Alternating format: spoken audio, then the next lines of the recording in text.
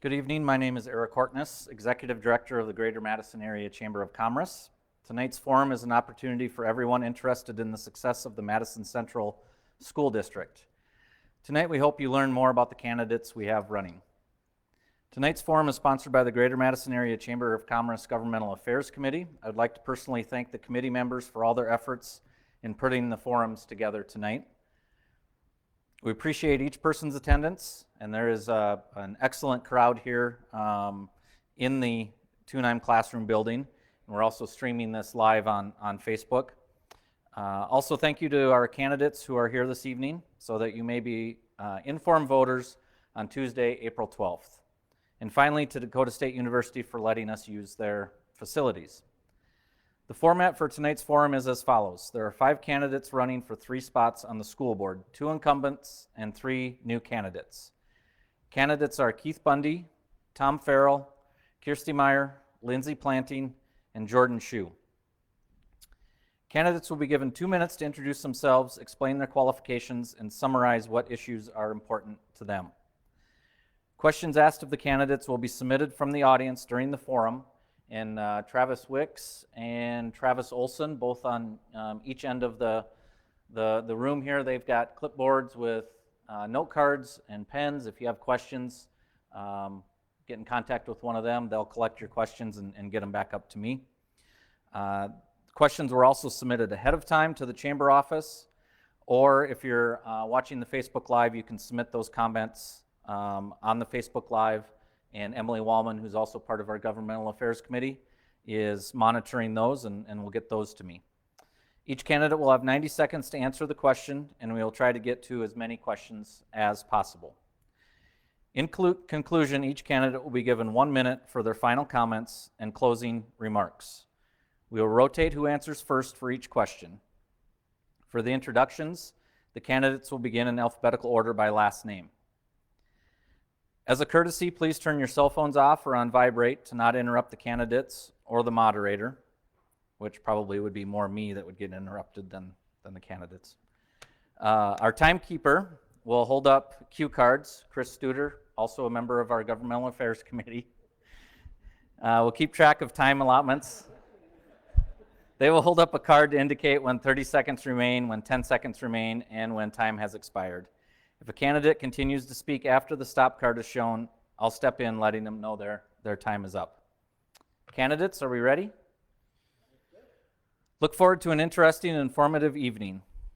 Starting off, Keith Bundy, in 2 minutes, please tell us about yourself and what personal qualities and experience you have that make you a good candidate for school board. Well, thank you, Eric.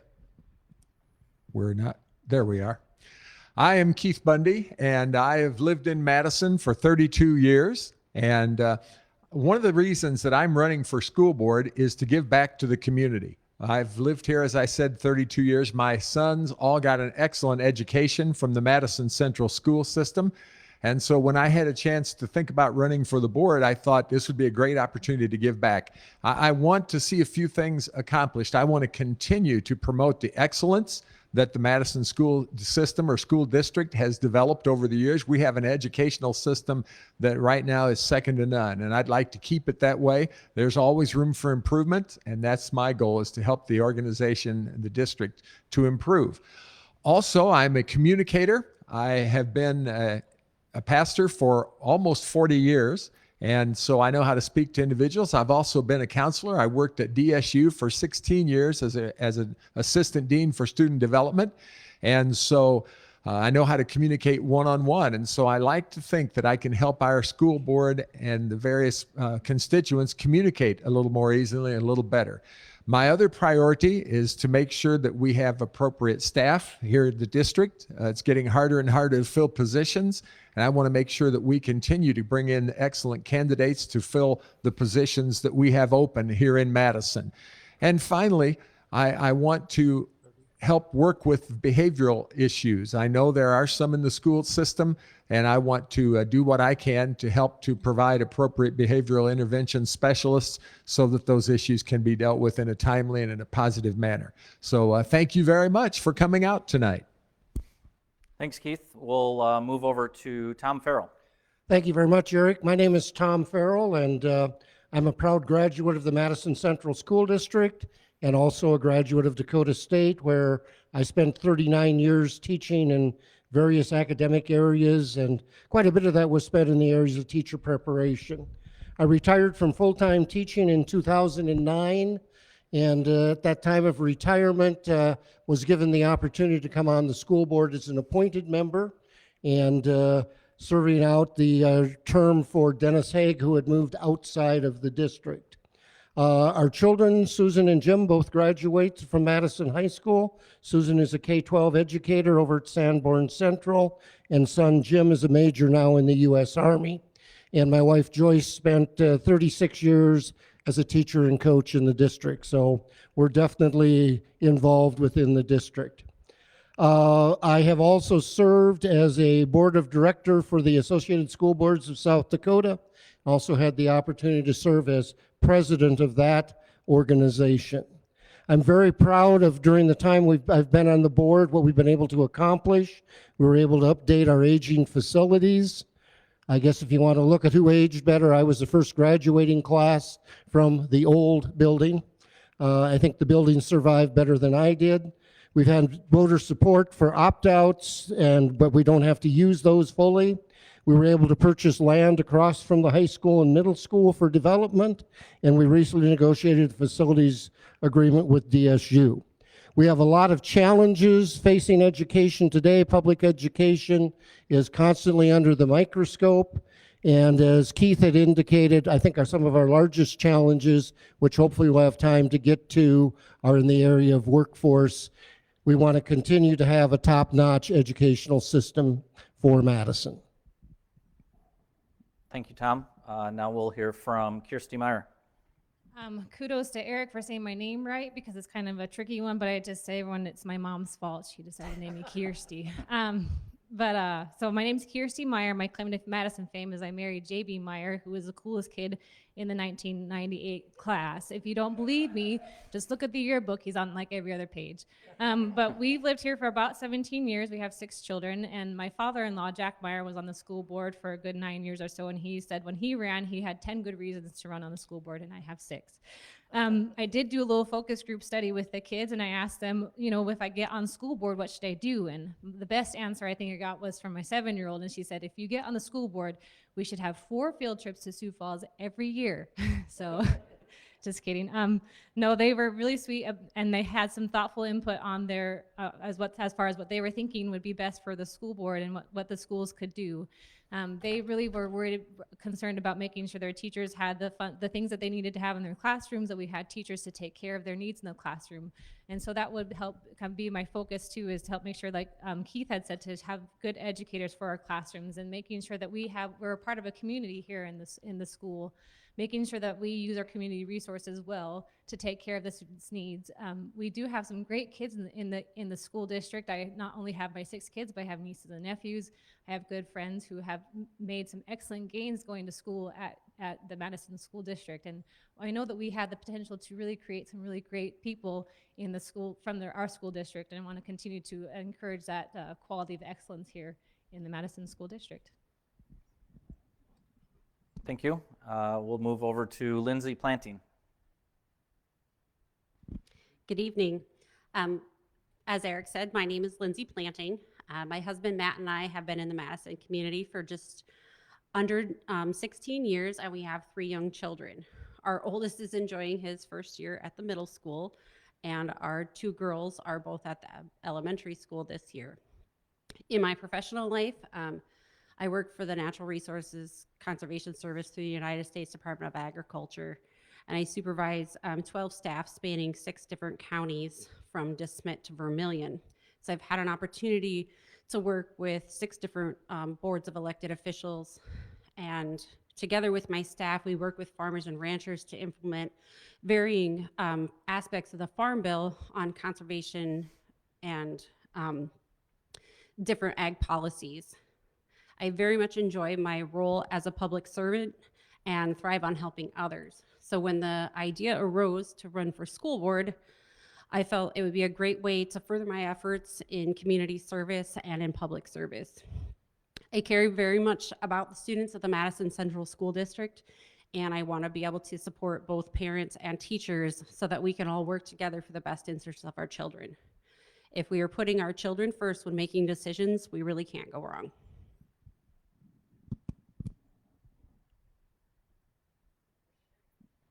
Thank you. And finally, Jordan Shu. Hello, everybody. Thank you, Eric. My name's Jordan Shu. As Eric said, I'm the newbie at the table, I guess. I've been in Madison since 2007 when I came to Dakota State. And to talk to Tom's experience teaching at DSU, Tom was actually my faculty member in 2008 when I took hardware class. So I graduated from DSU in 2011, went on to SDSU, got my master's in counseling and human resource development, and have been in the Madison community ever since. I worked in admissions at DSU. I've been at DSU. I currently serve as the Disability Services Coordinator, a position that Keith at the other end of the table used to sit in at DSU. And I think one of the big qualifications that I see from my current job is I work with students on a day-to-day basis. I advocate for students. I interact between students and faculty. And the biggest part of my job is to listen. I hear what the students' needs are, and then I try to implement those needs to help them be successful in the classroom.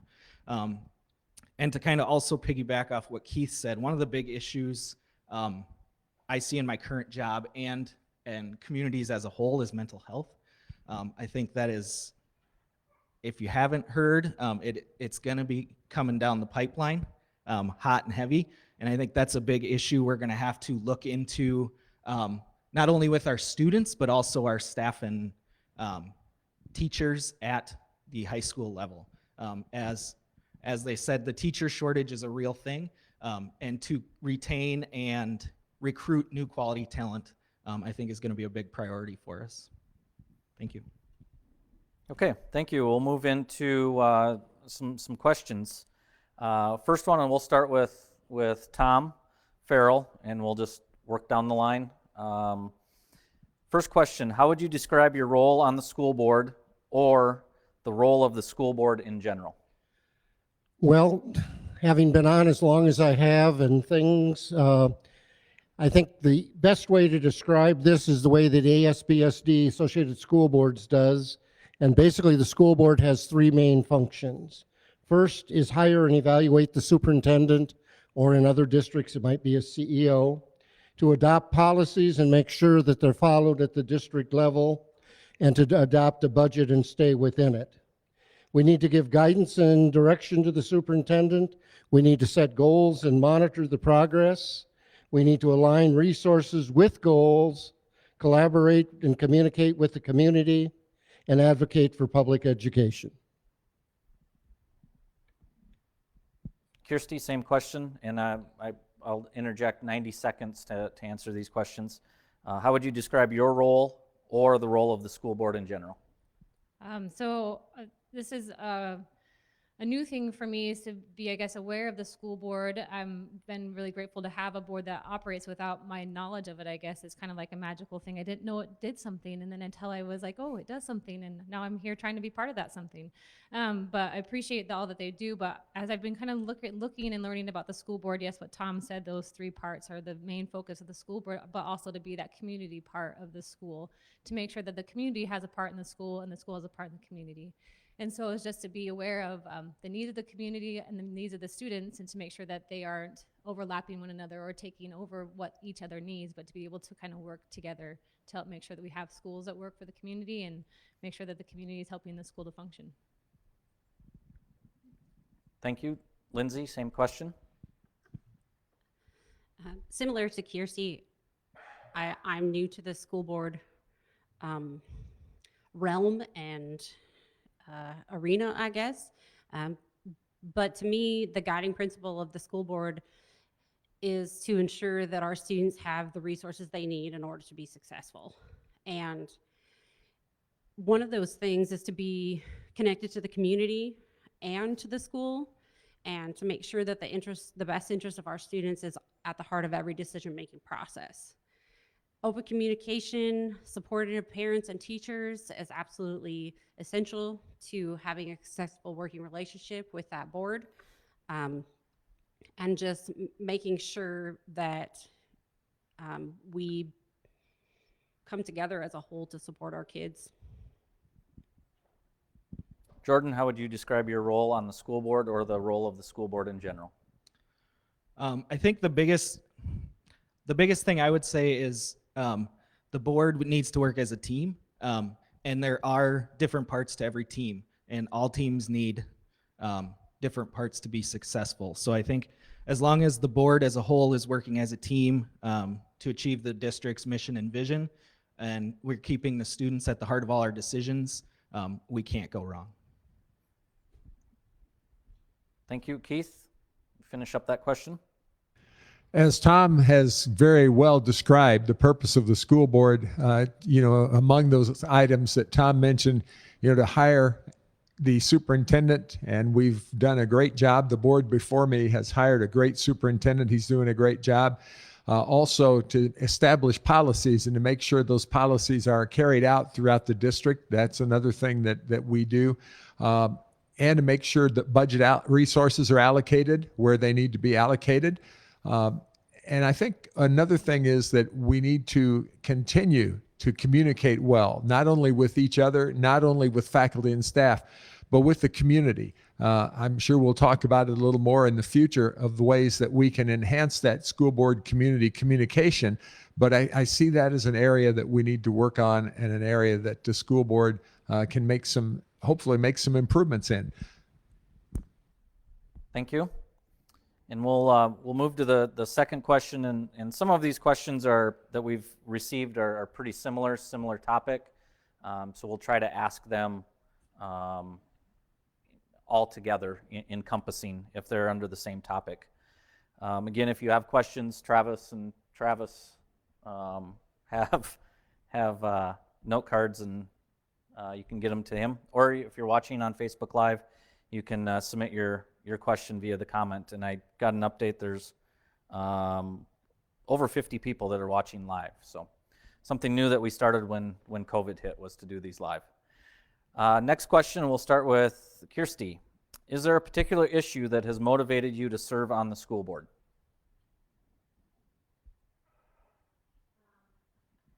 Working now.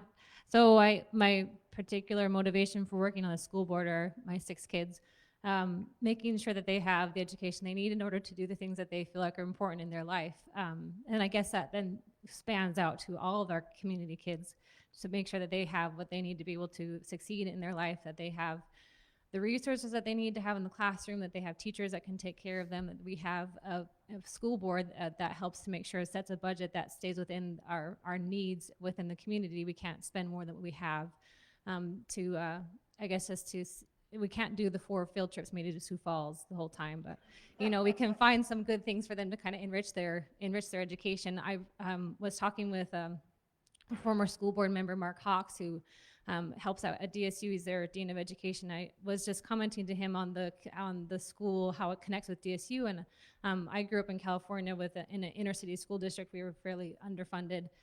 But coming here to school was kind of just an amazing kind of a thing where we had all these resources available to them, and the technology in the schools, and what the teachers can bring into the schools because we have DSU close by is just pretty fantastic. So I guess that if I could do one thing for the school board is to make sure that those kids continue to have those amazing resources that we have in the community. Thank you. Lindsay, is there a particular issue that has motivated you to serve on the school board? I think I answered this question 25 times, Eric, when I routed my petition through, and it really made me stop and think. And what it all comes down to is that my heart is in public service. As I said before, I care very much about the students in our school system, and the best way I can think of to make a difference for them is by supporting parents and teachers as a member of the school board. The challenges of the past 2 years have really reaffirmed what I've always known, and that it takes a village working together to ensure that our kids get the best education possible. Thank you. Jordan? I guess one of my biggest drives, I've always had, I guess for lack of a better term, a servant heart. I've served in my local church for a number of years in multiple different capacities. I've done missions. My dad was a member of my local school board for 20 years. And that is one of the big reasons I chose to run for school board. He showed our family the importance of education, and that has always left a strong imprint in my life. And then just to give back to the community that's given me so much over the last 15 plus years. So. Thank you, Keith. Is there a particular issue that has motivated you to serve on the school board? Can best summarize that issue as being wanting to give back to the community. Like Jordan said, I've been involved in a lot of service as a pastor for many years, as doing some short-term mission work in Nicaragua, helping other people who are blind learn how to operate computers and smartphones. And I've always had that desire to help. And I attribute two things to any success that I've attained in life, and that is the grace of God and education. I grew up in a very poor situation. No one expected that I would amount to much, but thankfully, education was a real lifesaver for me. And I want to do what I can to make sure that we deliver an excellent education to students out there so that they can have the resources, as Kirsty said, that they need in order to succeed in life. So that's why I want to serve on the school board. And Tom, last one with this question. I don't think Particular issue? there's any single issue that prompted me to consider, much like Jordan was saying, my father, while I was in school, served as the clerk of the school board, and that kind of prompted an interest. However, when I was working full-time and had my wife as a teacher in the district, I really did not feel that that would be a good opportunity for me to enter into this. Then the good friend, Dr. Hawks, kept hawking me to go and get that application in. And since then, we've got so many issues that we're facing today coming through COVID, and we're not done with COVID yet. We're still going to have to work through those issues. For me, it's an opportunity to give back in a field that has been my profession, and a field that I feel is just so important.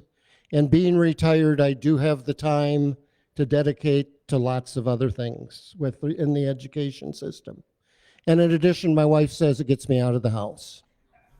I can't believe nobody said money was what motivated you to run on the school board. $35 a meeting, folks.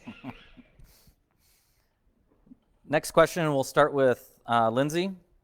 What issues do you believe the school district needs to address, and what changes would you recommend?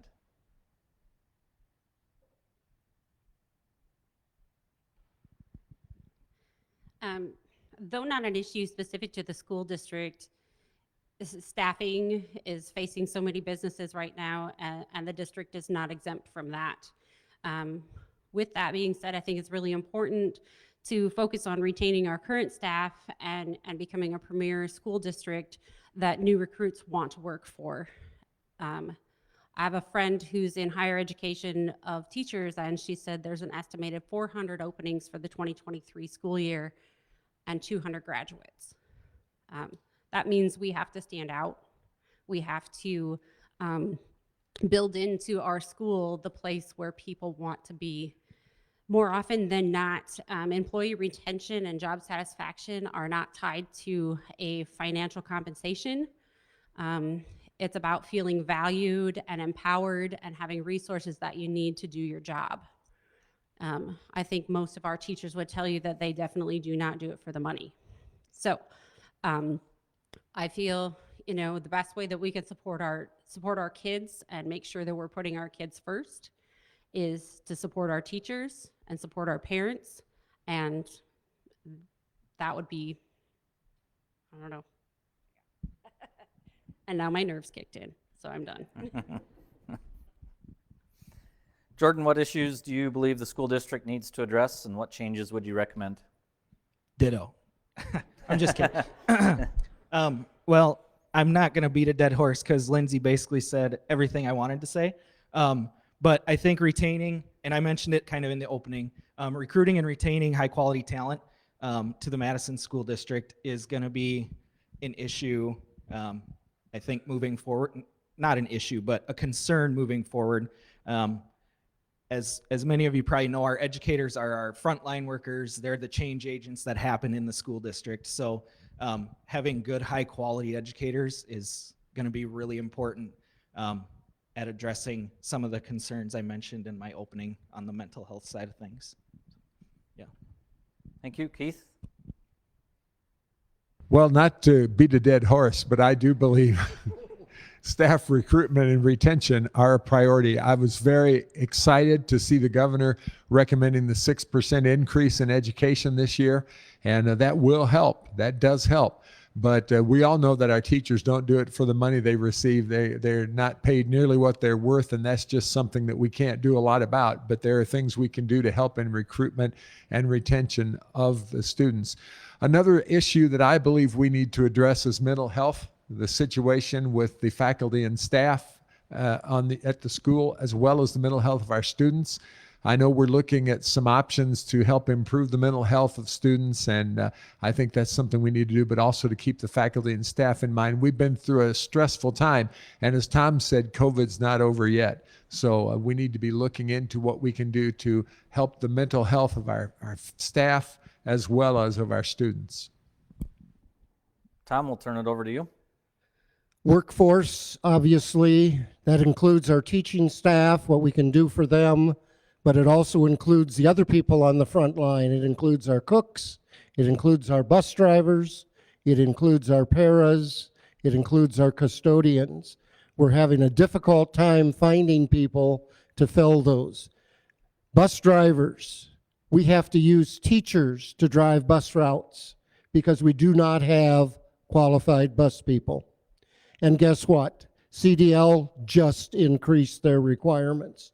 So it's almost impossible now to get a CDL to drive buses. So workforce is one, mental health is huge, and then the other one that we've got to look at is the juvenile justice system.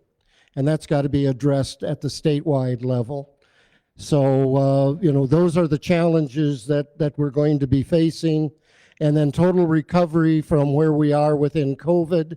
Our teachers, our staff did an excellent job, and kudos to our parents and what they did through COVID to maintain the learning that we had within our district.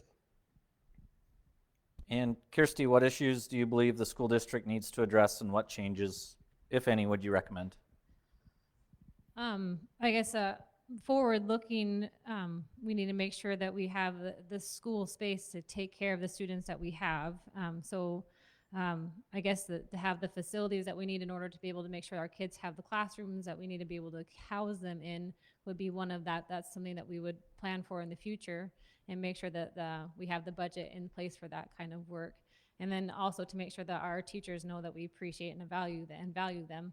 I'm a nurse as well as a mother of 6, and talking with some of the teachers and parents and whatnot, nurses kind of are similar to teacher. We're a service community members. We like to serve, and we don't always get paid maybe what we think we're worth, right? We like to have the 6 figures, but we don't get the 6 figures. But we do lots of work because we love what we do. We love to help take care of people, and we want to make sure that our teachers are valued and understand that they are valued, that we want to keep them within our school district. We want them to know that their contribution is not tied to a dollar, but that we need to make sure they can feed their families and take care of the needs that they have. Okay, next question, and we'll start with Jordan. What is the public relations role of the board, and how can the board be more accessible to the community and or community groups?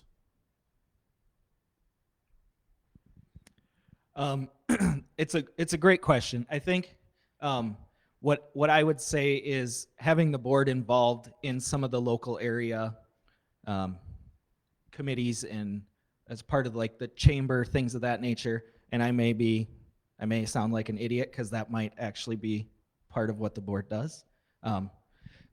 But yeah, I think that would be helpful. And then I think a big part of it is just to be an active face in the community as a board member, being out in the community, supporting the community at community events, things of that nature, being approachable to anyone and willing to talk to anyone as they approach and say, hey, I know you're on the school board. Can I talk to you about something? Making time for people when it might not be convenient for you as a board member. And yeah, that's what I would say. Keith, what is the public relations role of the board, and how can the board be more accessible to the community and/or community groups?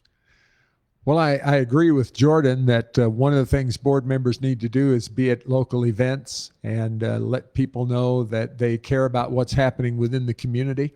I think we need to encourage people to attend school board meetings.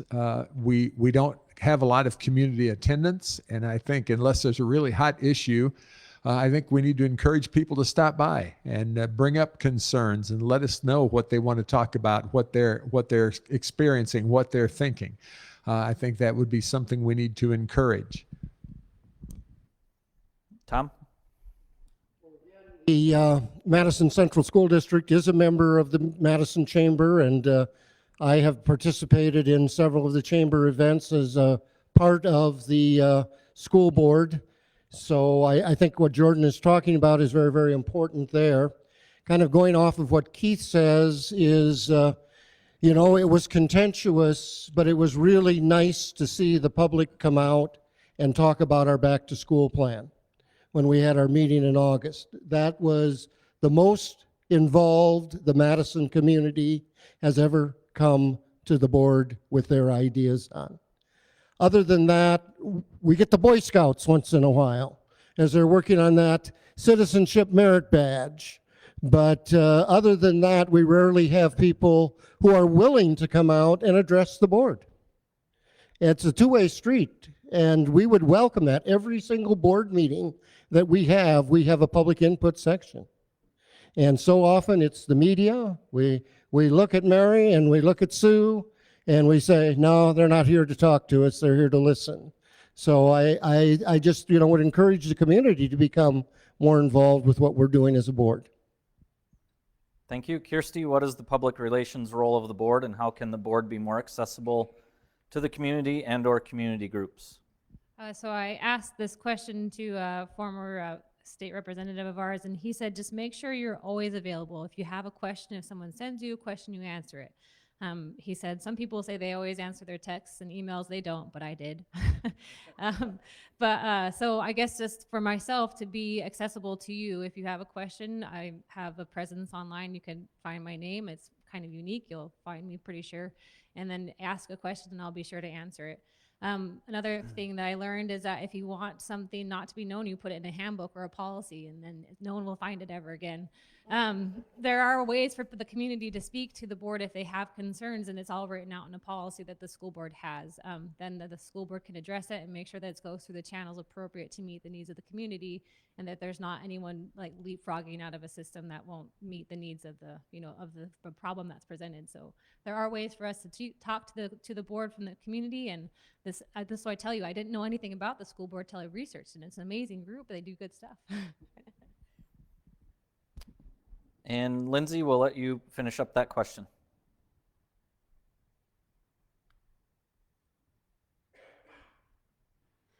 Kind of to echo what everyone else has said, very important to have open communication and transparency, which those are two very essential things in any successful relationship. But for the school board to be accessible to the community, it's essential to have a process in place, and for everyone to know about that process so they can feel like their voice is heard. And while there's currently a process in place, I think there's always room for improvement, and it's important to understand that the times that we live in is constantly changing, and communication is a moving target. I onboard new employees on a pretty regular basis, and it's amazing to me how the things they are learning change and evolve. And so writing a letter may not be something that they're even comfortable with. And so if the process is to go through writing a letter and submitting it, maybe we need to get creative and think outside the box and make ourselves accessible in more ways than just one. The last thing I have to add to that is that we focus on a complaint process, but I couldn't find anywhere in there that encouraged people to catch things going right, to give a shout out for all the things that are good, because we do have a lot of amazing things going on in our school district, and I think it would be wonderful to be able to capture that. Thank you. And I think we are back to Keith starting off. I'll kind of combine these two questions together. It deals with national and state government. What changes should be made on the state, national, and local level regarding public education? And do you feel the state or national government dictate to the local schools how to present subject matter?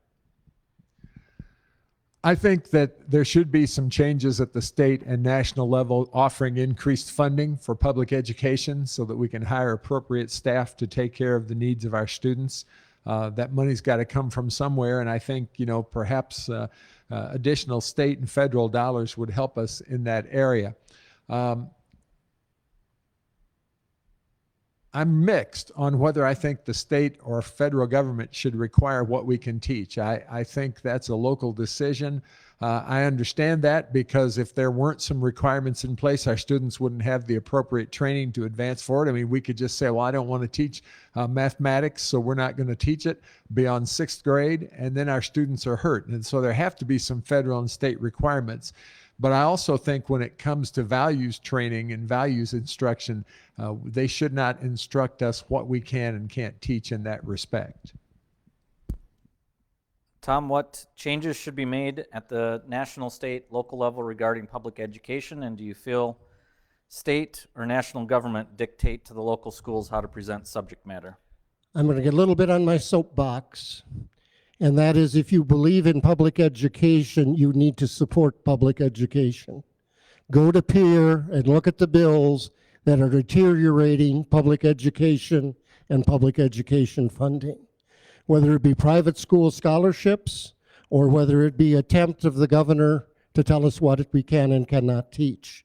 If you believe in the public education, you definitely need to speak up. We cannot sit on our hands. If we think it's bad at the state level, it's nothing compared to what's going on nationally.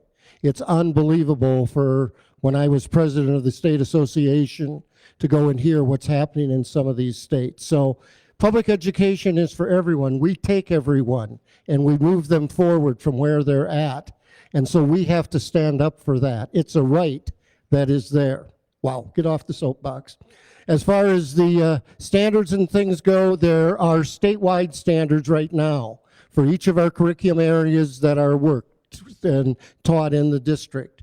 If we take a look at things, that was, again, look at the history standards that were already approved and everything and then repealed, and we're back at it. There certainly is government overreach, and my favorite thing is unfunded mandates. You will do this, but there will be no dollars. And that's coming from the state and the federal level. And I didn't get him to use stop even.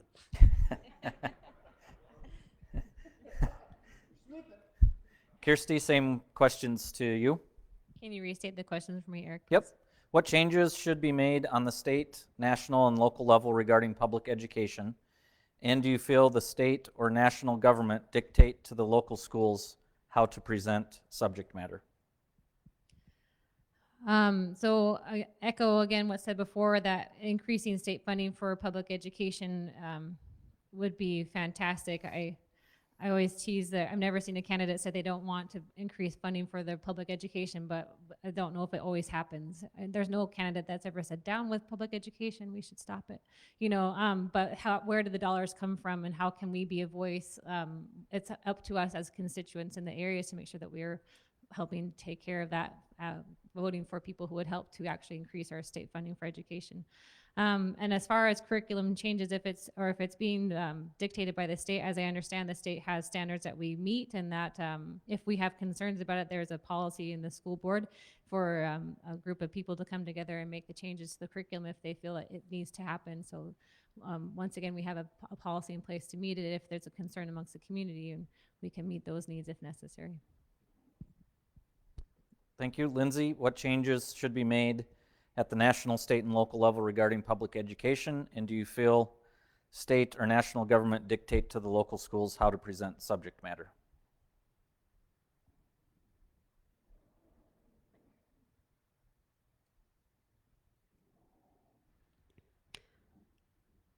I'm gonna have to ride both sides of the fence on this one, because while I feel it is very important to keep the control of our school district as local as possible, we've been up here preaching about community engagement and community involvement and parents being involved with their kids' education. Usually with funding come strings attached. And so in order for our students to have the most resources available to them, it would be fabulous to have state funding.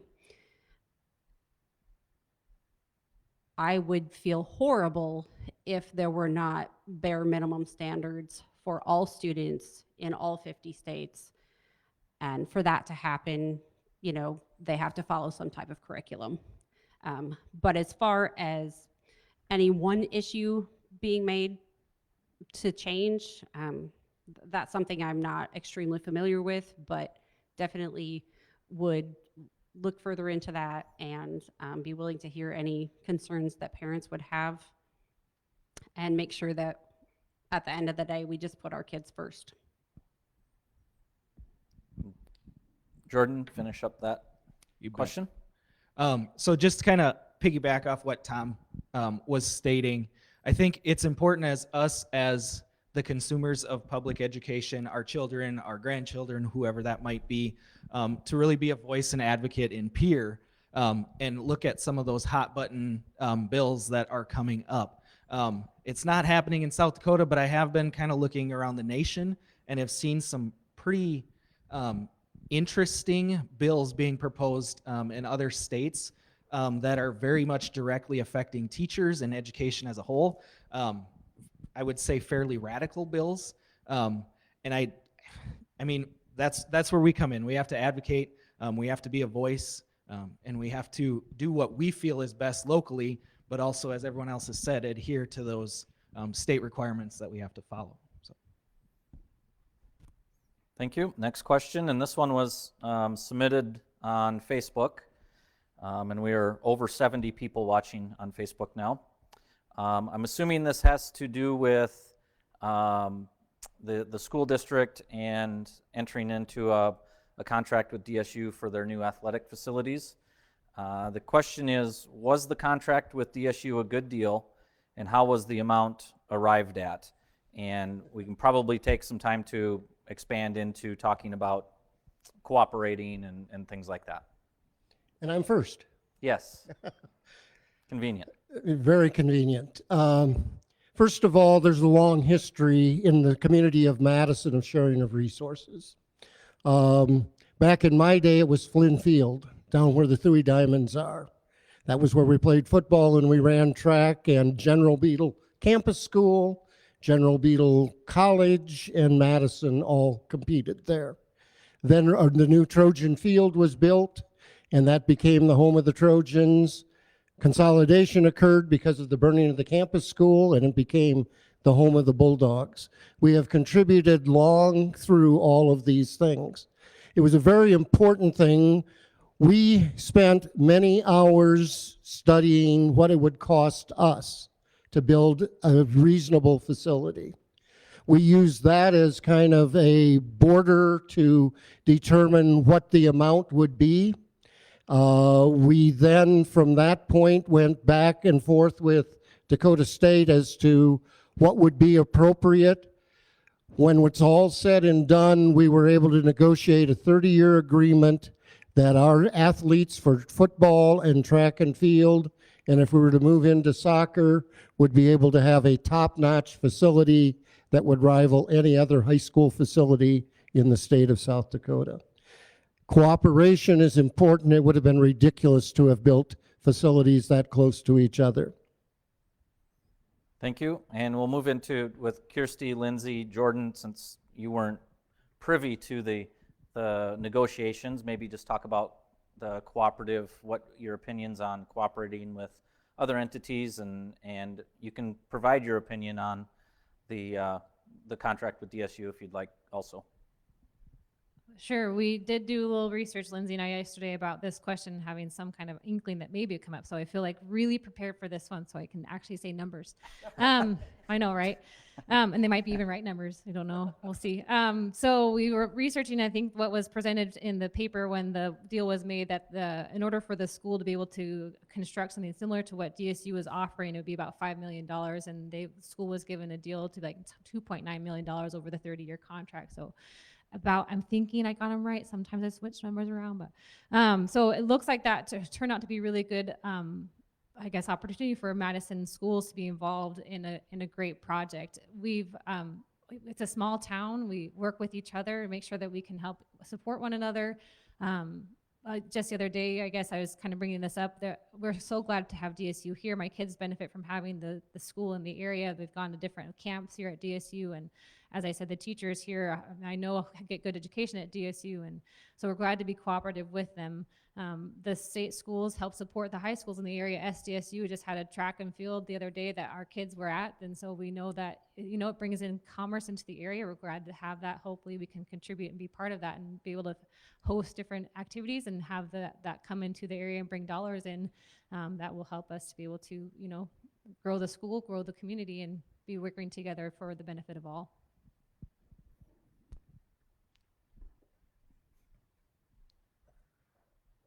Lindsay, you're up. What Kirsty said.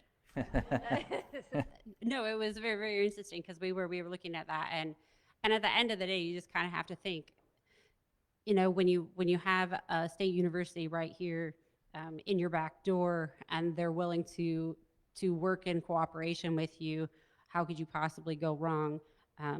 We can do more together, and to not put as large of a financial stress on the school when we can share facilities, and also to be able to provide other opportunities, perhaps district tournaments, regional tournaments, things like that, other facilities for all students. I don't know the specifics. I wasn't there, I wasn't part of it. But all in all, it just sounds like a very good working relationship. Jordan? So being a member of the DSU community for, the last 14 years or so, I've had the privilege of hearing Dr. Griffiths talk about this athletic facility for probably 4 years now, and her vision, not only for DSU, but I have to commend Dr. Griffiths for her vision for Madison as a whole. She has been very outward on wanting to grow DSU and in turn growing Madison as a community. And I just think that's an amazing push as a college president to not only worry about your school, but also to worry about the community where you are. Because without the Madison community, DSU is nothing. So I think that's very important for us. And I personally think the contract was negotiated well. Like the ladies were saying before me, to build the facilities anywhere remotely close to what DSU is planning to build, it's kind of a no-brainer to just partner, be that collaborative effort within the same walls of Madison. Keith, we'll let you finish up that question. I think it was a very good deal for the school system and for DSU. Tom described the process as we went through to research what would be the options that we would have. And given the long-standing cooperation between Madison Central and DSU, it was an obvious call that we should make, and we did, and it's a good solution. Something that hasn't been publicized very much, but is part of this contract situation, is that DSU is assuming the maintenance of the stadium. So if it needs to be returfed, which it will in 10 to 15 years, Madison Central is not going to incur more costs from that. We are not responsible for the maintenance of the field or the stadium itself. We are simply responsible to give our yearly fee, and that's another good thing for us. So all in all, I think it was an excellent deal, and it underscores that rich history of cooperation between DSU and the Madison community. Thank you. I think we are at our last question, and I'll interject. You all have done a great job. I see there's one, maybe two attendees asleep, and that's it.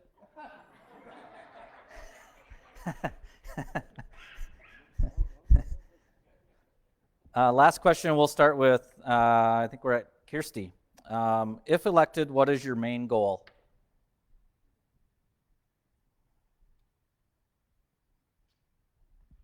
If I'm elected, my main goal is to make sure that I just like the idea of community. We're too small of a community to have the fighting amongst ourselves, to make sure that the board and the school and the parents, the kids, that we work together, that we find solutions to problems as they come up, to make sure that we hear each other, that we work with each other, that we are there for each other, to make sure that each of the groups have their part in it, that each of the groups can have their successes in it, that we want to make sure that the board is a functioning board, that we are making effective change if necessary, that we are hearing the concerns of the parents as they have them, and I like Lindsay's idea to hear the kudos of the parents if they have them, and also to make sure that we hear the teachers and their concerns, and to make sure that ultimately our focus are these kids. That little one that's sleeping, he obviously had a really good day at school today. His brain's full of stuff, he has to process it. So that's what we are here for, is to make sure that these kids have the opportunity that they have.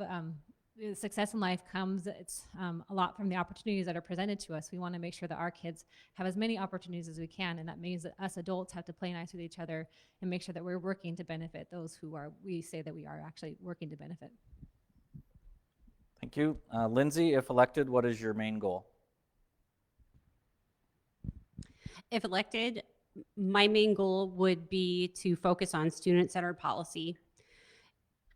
Might sound like a broken record, but if we put our kids first, we really can't go wrong.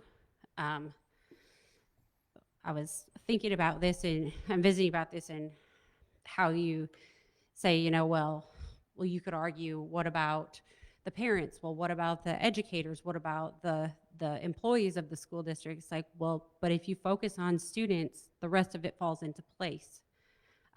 Happy spouse, happy house.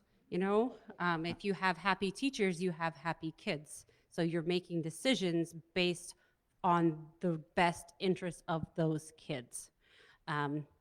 If you're thinking about the best interests of the parents, well, it all comes right back to those kids. So if we put kids first, I really think we can't go wrong. Thank you. Jordan, main goal if you are elected. I kind of came into this whole process with really no goals in mind at all. I really, like I said in my intro, my kind of main driving factor for running for school board was my dad, and just my willingness to serve the community. And I'm going to stick to that as much as possible. So like I said, I don't know that I have a real goal. My biggest goal would to hopefully help the school board function well, and make the decisions, like everyone else has said, with our students at the center. So. Thank you. Keith? I want to continue to pursue excellence in the Madison School District. I want us to look at our policies, make sure they are student-centered, as everybody's been saying, because that's indeed what is necessary. And my goal is to do that and to see what we can do to enhance student retention. I mean, staff. My DSU days are coming back with a vengeance. To see what we can do to enhance recruitment and retention of faculty and staff. That's a big goal that I have as the year continues. Tom? Mine is pretty simple, and that would be to continue to employ and retain top-notch staff for our district that is going to best prepare our students for the future that they're going to face, which none of us know what that future is. Thank you. And we will open it up for final comments and closing remarks from all five candidates. And we will start with Lindsay, and we'll go in the same order that we have been going. Any final comments and closing remarks? just want, oh, there we go. It's my first time using a microphone. No, I just want to thank everyone who joined Facebook Live and who's here in person, because what that means is that you care about our kids and you care about this community. And that's all I could ask for. So thank you all for being here. Jordan? Yeah, just thanks everyone for showing up. And just a last plug, April 12th, make sure everyone gets out and votes. Let your voice be heard. Whoever it is you feel would be the best 3 candidates to move the school board forward. Keith? I also want to thank everybody for coming. It's great to see this level of interest in education and in our students in Madison Central. And I want to encourage you, as Jordan said, to get out and vote on the 12th. You've heard all the candidates present, and you go and vote for the candidates that you feel would do the best job in promoting the Madison School District and in helping it to move forward in the excellence it has. We have an excellent school system right now, but there's always room to improve. And that's our goal. Is all of us, I think, share that goal of helping the school system to improve. Tom? And I'd like to thank the Madison Chamber Government Affairs Committee and their work to bring this together and allow the candidates to speak. Also, big thanks to DSU for the use of the facility. This works a lot better than the high school auditorium, and it brings back memories of teaching in this room lots of times. But again, thanks to everybody who attended here this evening and the 70 plus that joined. This is amazing to see this type of interest in there. And I want to thank the 3 new people for putting their hats into the ring and being willing to serve on the school board. And as I've said all along, it is up to the voters to decide if I continue. If not, I think we'll be in good hands. So once again, thanks everybody, and get out and vote, or vote absentee if you need to. Kirsty?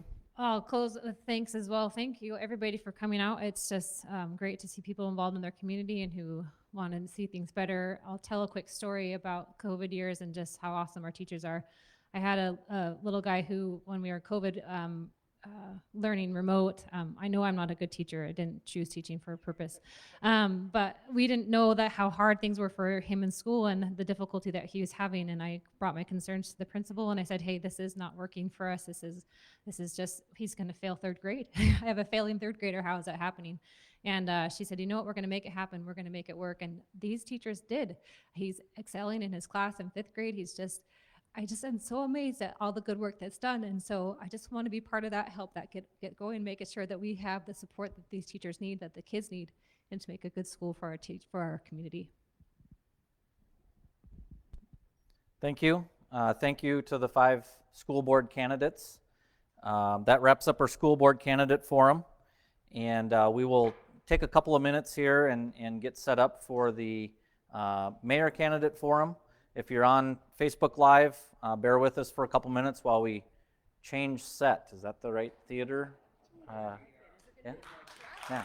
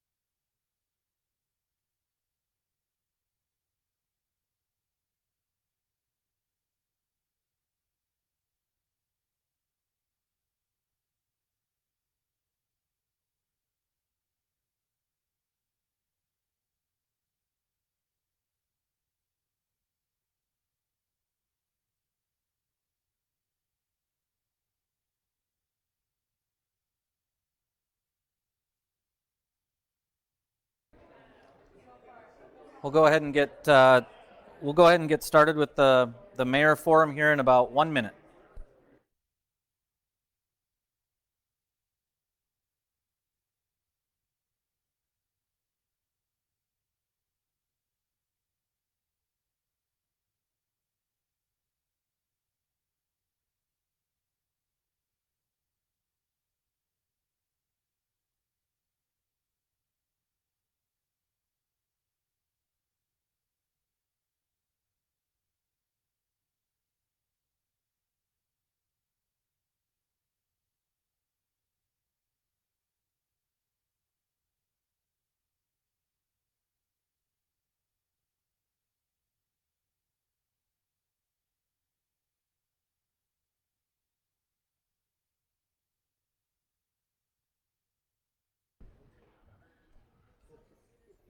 Okay, we'll move into the mayor candidate forum.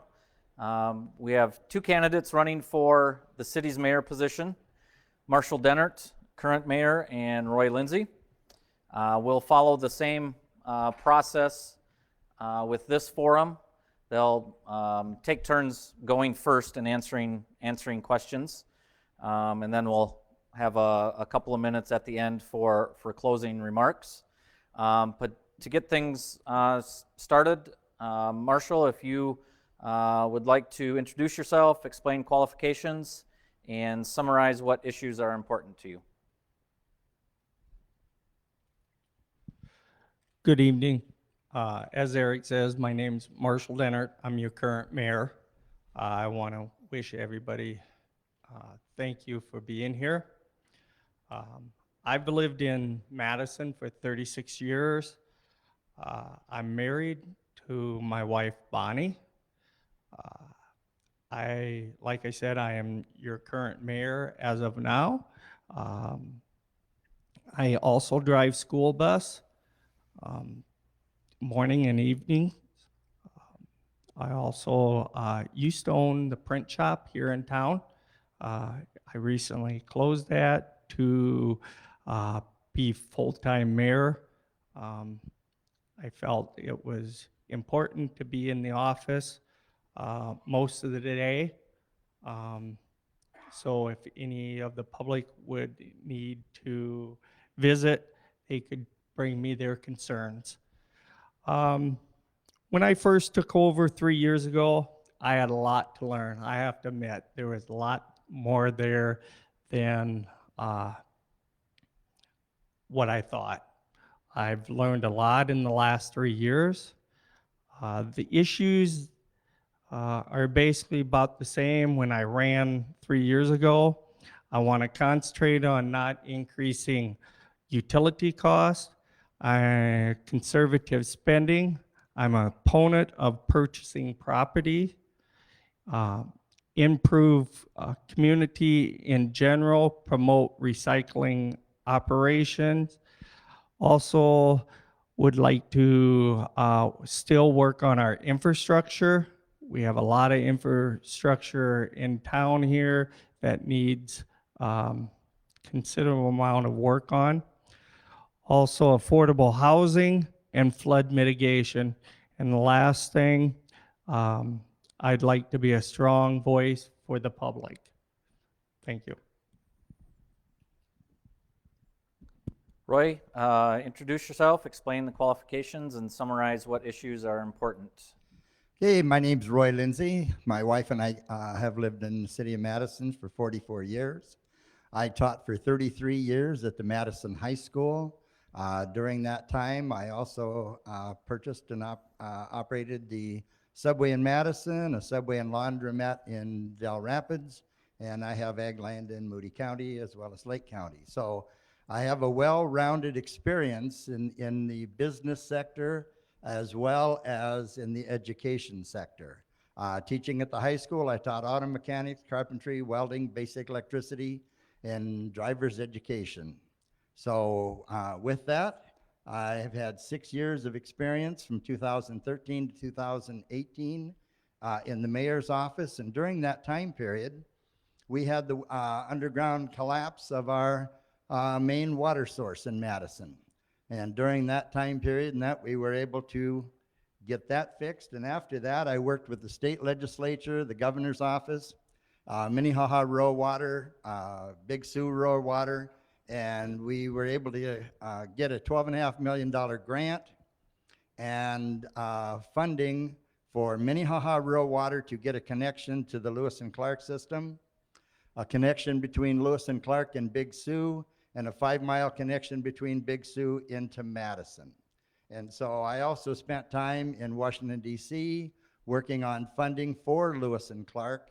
The other things in that I've worked on is we now have a new animal shelter that was a public-private entity, and we also have made improvements in our water system. The R&D project that's been going on for the last 4 years, we started during my administration, and I'm glad to see the water system and the water lines in town being replaced. We have great water at the water plant, but we have 100-year-old plus cast iron pipelines bringing it to people's homes. And so getting the quality of water from the plant to people is very, very important. So without belaboring it, I'm Roy Lindsay, former Madison, Mayor of Madison. Okay, thank you. And just a couple of quick announcements for those that just arrived. Similar process for the mayor questions. We had some that were submitted into the chamber office ahead of time. If you're watching on Facebook Live, you can submit those. We also have Travis Wicks and Travis Olson with our Governmental Affairs Committee. If you have questions you would like to jot down, they have note cards and pens, and we have, it's kind of like a telethon. But we'll move into questions. We do kind of have the ones that were submitted ahead of time grouped into kind of certain categories. So we'll start with what I classified as the city offices and the inner workings of the city offices. And we'll start first one with Roy. Do you think the city of Madison needs a city administrator? And if so, does the city then need 4 city commissioners? And how do you see the mayor's office working with the city administrator? First of all, in that a clarification, and that for those who aren't aware, there's a difference between a city administrator and a city manager. In Madison, in that, we have a city administrator, which is hired by the city commission, and they put together the rules, the guidelines, the operations that the city administrator operate under. Under a city manager form of government, that requires a change in form of government voted on by 15% of the voters in the district. And in the city manager form of government, the city manager runs the city and the board oversees it. In both cases, the law requires a mayor and 2 to 4 commissioners. So you still have to have your elected officials involved, whether they are the deciding organization or whether they hire someone who is the deciding person. I see a definite advantage to having one, and the reason is we have elections every year. This year it's the mayor. Next year it'll be 2 commissioners. The following year it'll be 2 commissioners. Then it'll be the mayor again. So one of the things in that is when you come on as a commissioner or a mayor is the learning curve. And with that learning curve, and that you need to determine what departments you represent, you need to find out how that department works. And if you're a person who's working 8 to 5, so are they. And it makes it very difficult for a commissioner or a mayor to really understand what goes on in those departments. So having a city administrator can cushion that by getting the questions answered that the commissioners or the mayor has and bring that information to them. Marshall, same question. Do you think the city of Madison needs a city administrator? And if so, does the city then need 4 city commissioners? And how do you see the mayor's office working with the city administrator? I think the position of a city administrator is beneficial to the city of Madison.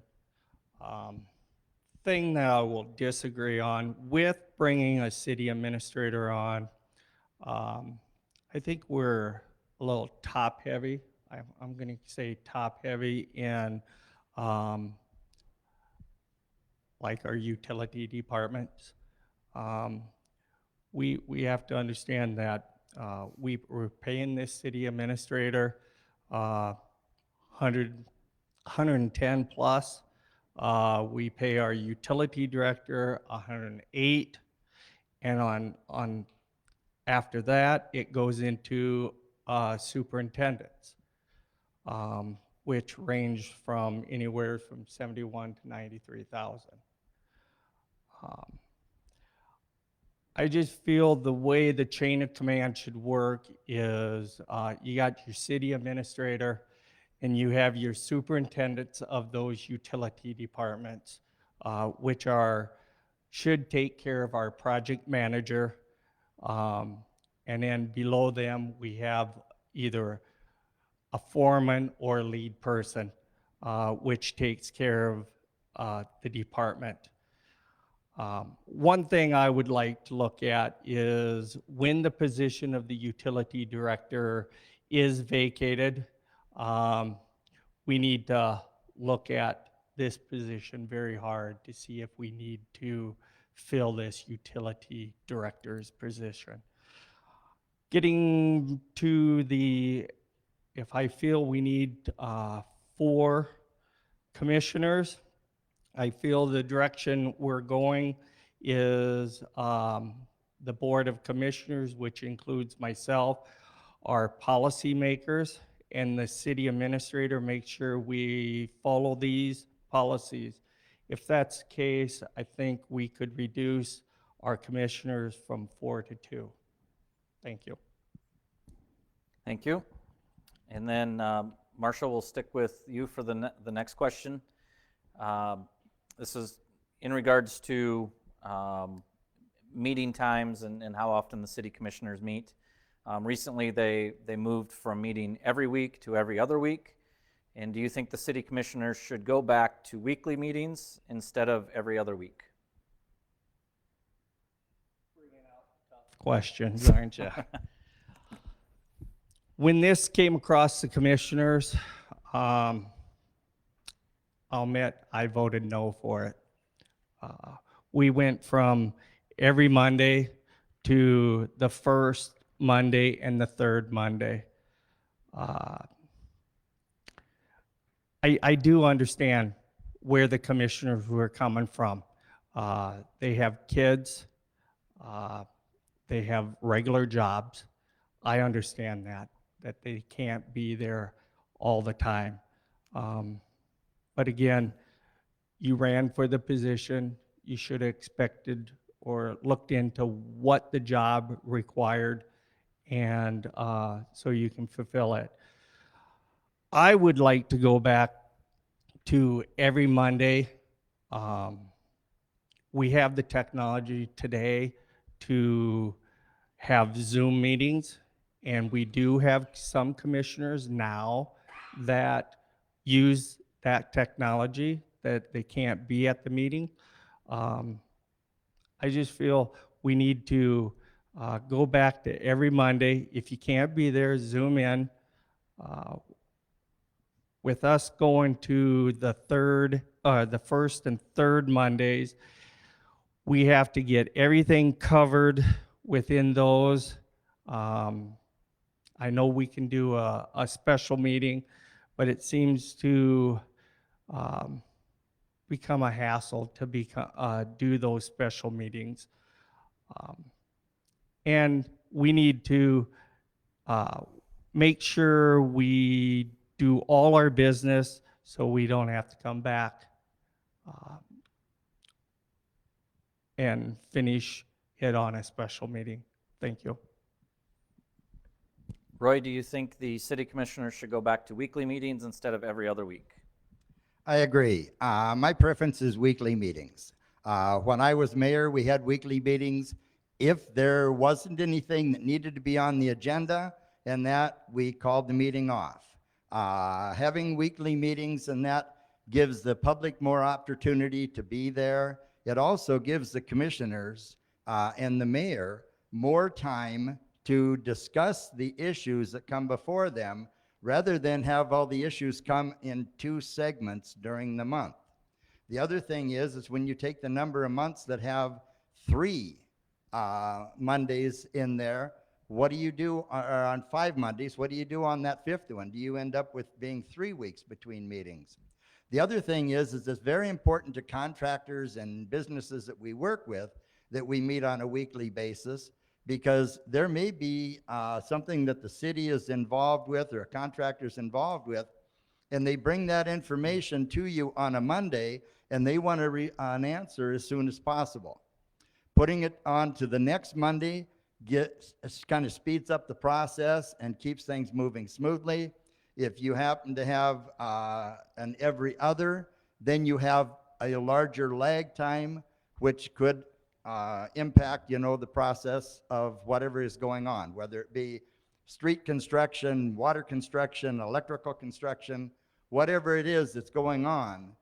Getting those answers done in a timely fashion and getting the process of being approved by the board done in a timely process is very important. So I personally am in favor of meeting every Monday, and if there's not something, then canceling the meeting.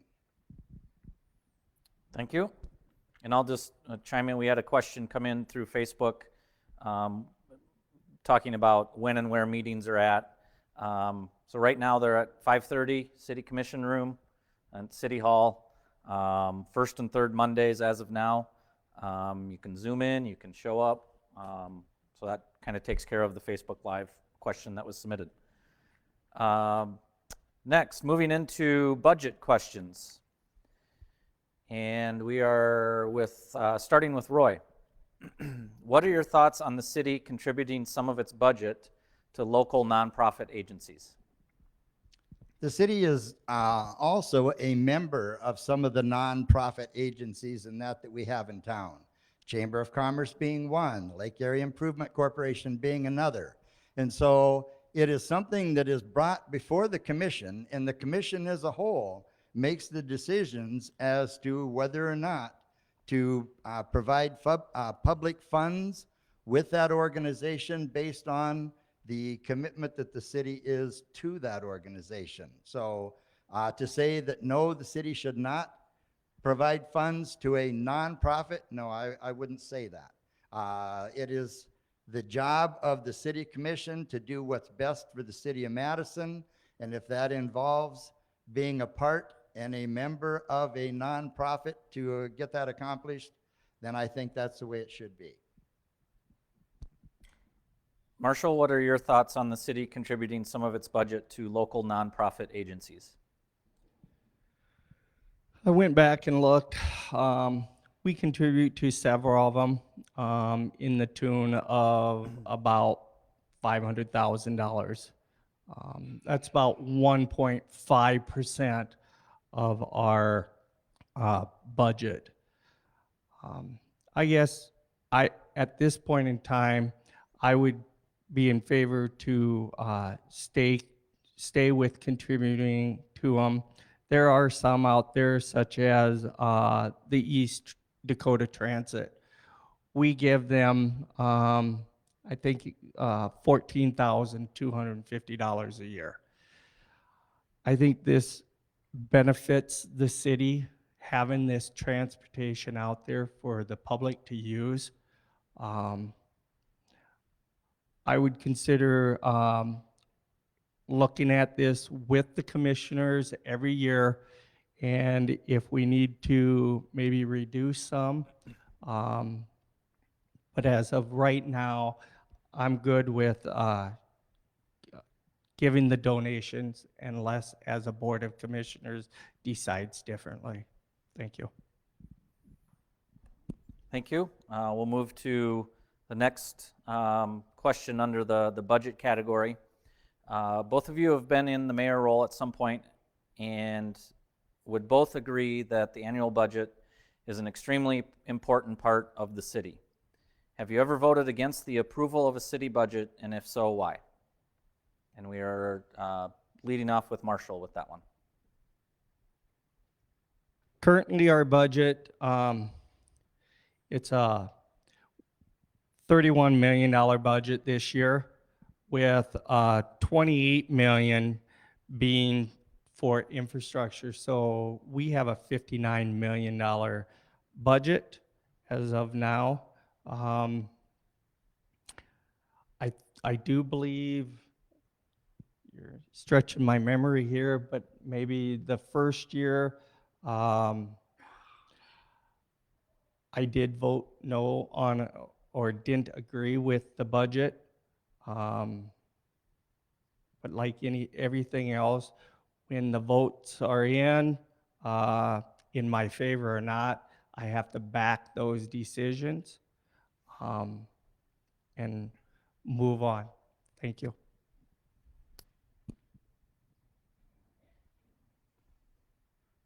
Hey, when I was mayor and that, we had a budget that varied from 28 million to $31 million. Now, the part of the $59 million comes in that they're working with now, and that with additional funds that come from outside the city. During the budgeting process, it goes on for a couple months. It's held at each of the commission meetings. Different departments come in. It's a joint effort with all the commissioners as well as the staff and the supervisors of the different departments. So by the time the process has reached its finality and a preliminary budget is put out, then the public has the opportunity to look the budget over, bring additional questions in, and that before the commission finalizes it. And because it goes over so many months and is open to the public all the way through, I have not voted against a city budget during the time I was mayor. Okay, we'll move into kind of more of Madison or community questions. First one, with the growth taking place in Madison at DSU, new housing developments, and the planned manufacturing expansions, what is your plan for street improvements to accommodate the additional traffic flow in these areas, specifically on North Egan, North Division, and along the bypass, also knowing that new streets will need to be implemented?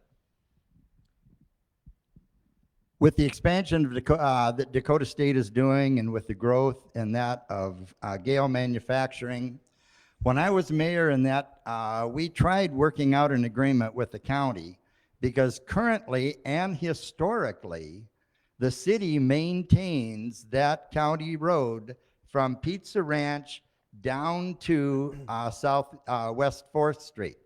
And then the county maintains it the rest of the way around.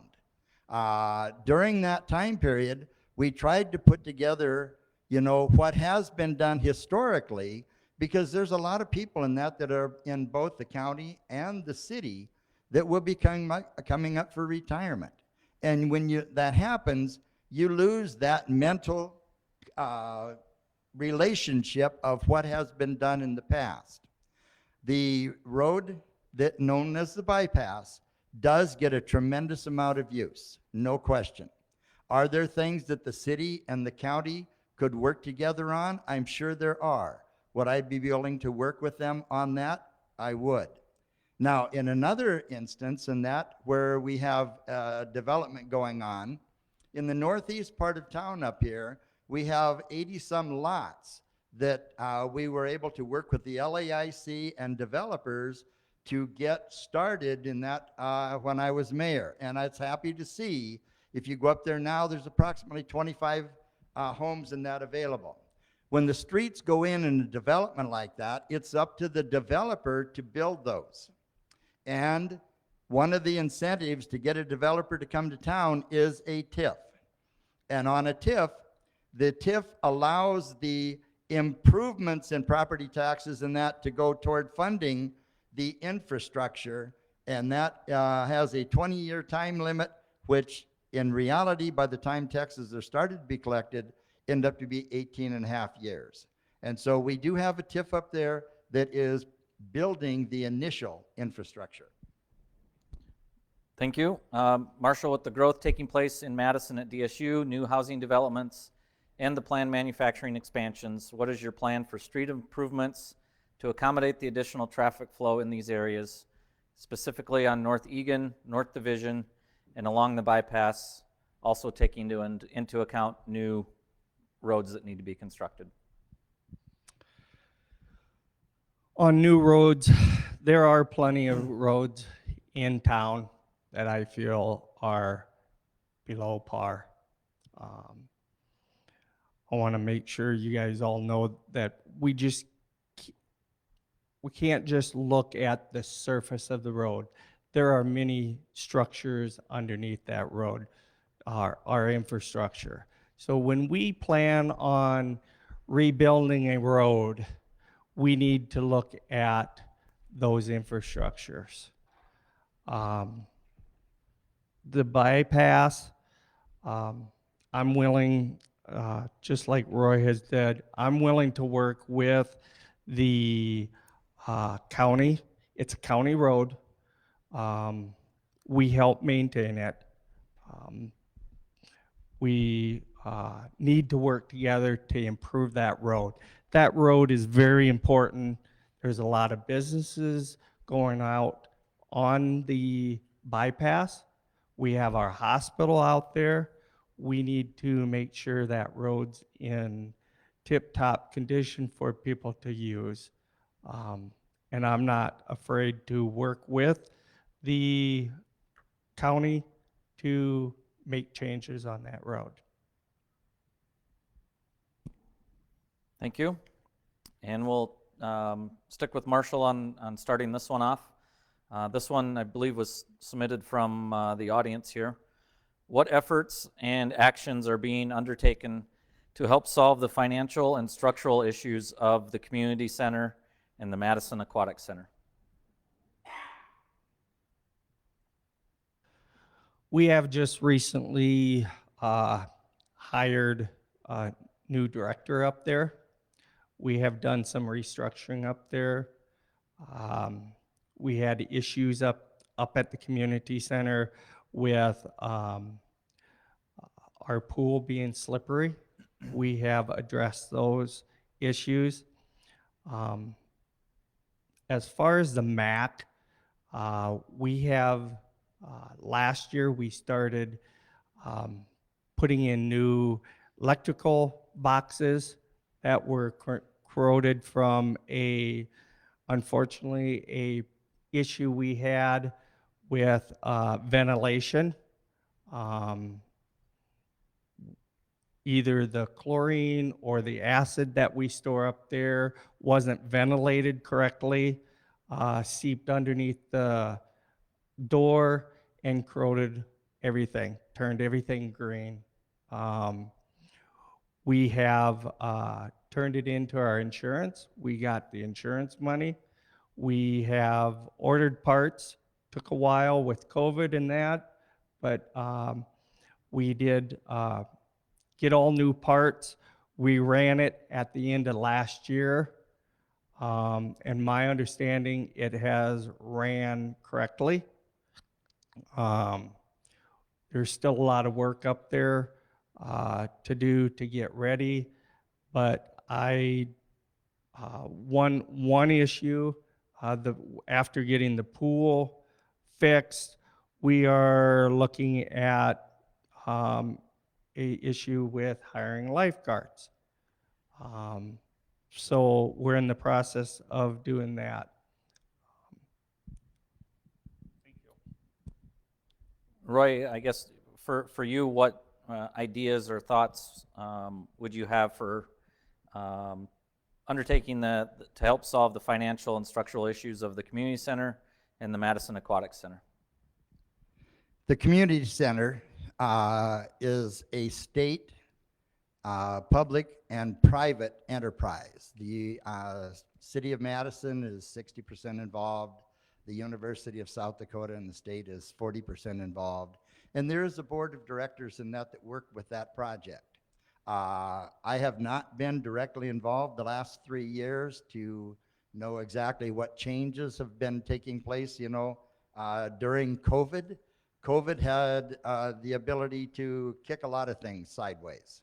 It also messed up our city swimming pool. So there are things in that the commission had to address, and that during COVID that I was not involved in. So at this point in time, I can't give you specifics in that on what I would do, at this point in time. But there is a board, and it is a joint venture between the state of South Dakota, Dakota State, and City of Madison.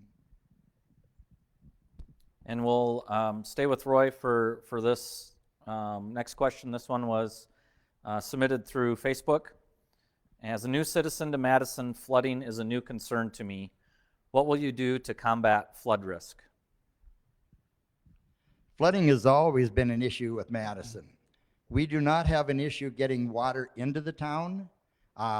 We have an issue of getting water through the town and out of the town.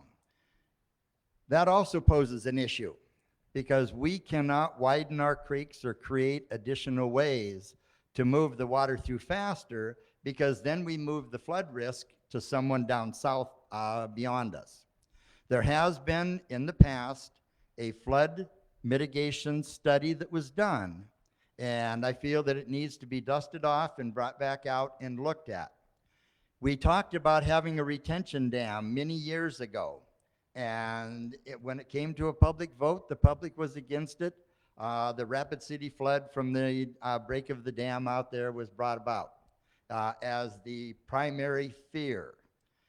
Since then, as developments such as the development on the west end of 9th Street were put in and a retention dam was put in there, the public now understands, I feel, that a retention dam is not building up a lake, in that it's to slow the water coming into town.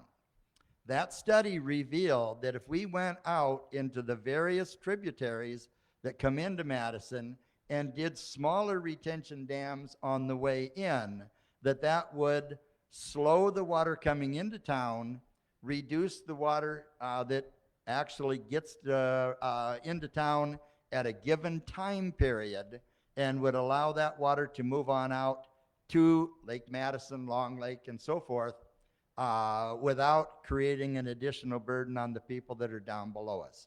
So are there things that can be done? Yes, there are, and I feel that we need to get that study out, dust it off, look at it, and see what we can accomplish. Marshall, same question. As a new citizen to Madison, flooding is a new concern to me. What will you do to combat flood risk?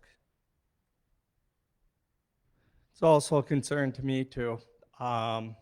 We are currently working on 3 phases. In our last flood of 2019, we had some creek walls, damage to creek walls, and some bridge embankments. We are working on those 3. My engineering department will start working on, hopefully end of this, the fall of this year, to start on phase 1 and 2. And phase 3 would be next year to replace them walls. Also want to put out there that we do every year, our city employees go out and clean the creeks every summer. This is usually a hot topic at the city commissioner meeting, knowing that we're not cleaning them correctly, we're not moving quick enough for them. But I want to be the first one to say the flood in 2019 wasn't due to vegetation in our floodway. It was the amount of rain we received in a short period of time. But getting back to cleaning, we clean every year. We need to leave some of the vegetation around the creeks for erosion control of our embankments. Thank you. And Marshall, we'll start this question with you. Another one that was submitted through Facebook. Madison needs to attract residents and employees, yet we lack businesses and amenities necessary to do so. How will you go about increasing downtown activity and increasing amenities?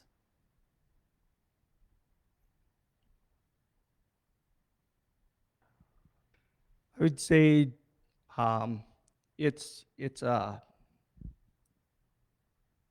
two issues why we can't get people into Madison to work. One is daycare. We don't have enough daycare. We do have some good individuals that do daycare in their homes, but we need more. The other issue is affordable housing. When I say affordable housing, like Roy mentioned, we up in the northeast part of town, we have a new development there. Some of the houses are going for $450,000, $500,000. Someone that's working at a retail or some manufacturing around town can't afford a $500,000 home.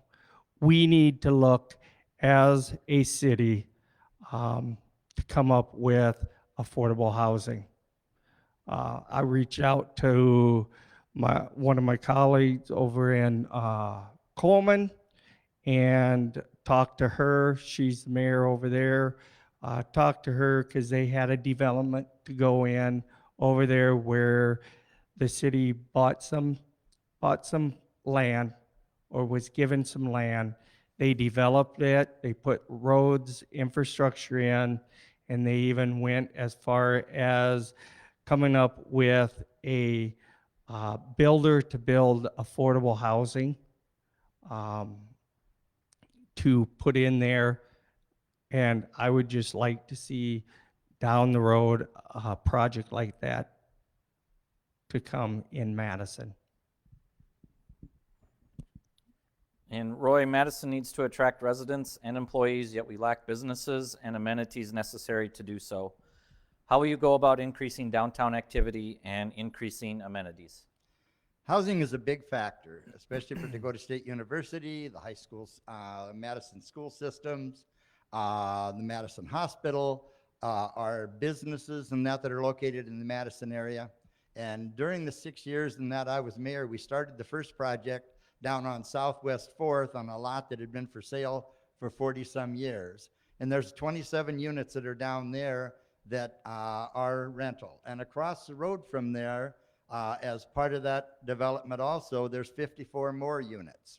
And then up here on the east side of town, across from Bachman Bellotti Park, we got a developer to take out the old standard station, and there's 14 units that are built in there. They also, on the south end of town, we have a mobile home park.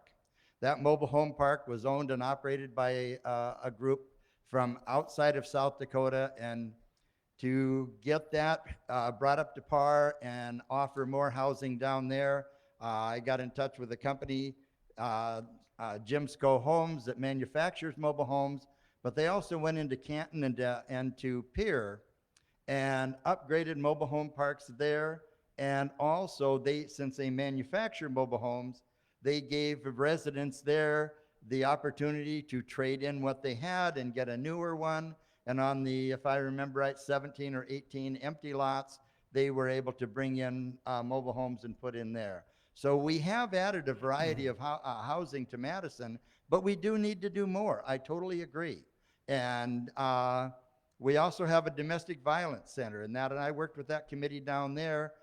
They were having a difficulty getting a place for the domestic violence, and working with them and the property owners down there and the governor's office, they were able to get 2 governor's houses in there to make the domestic violence have a home of their own. Thank you. And we'll stay with Roy for this next one, submitted from the audience here. What ways do you see the city working with DSU the next 3 years? I think DSU and the city of Madison have had a fantastic working relationship over the years, way before I came into it, and also clear up to the present. You saw that with the questions that were answered to the school board members. Does DSU have a major part in Madison? The answer is absolutely correct. Now, one of the things that they're doing is they're going into this phase of bringing in a new athletic facility and teaching arena.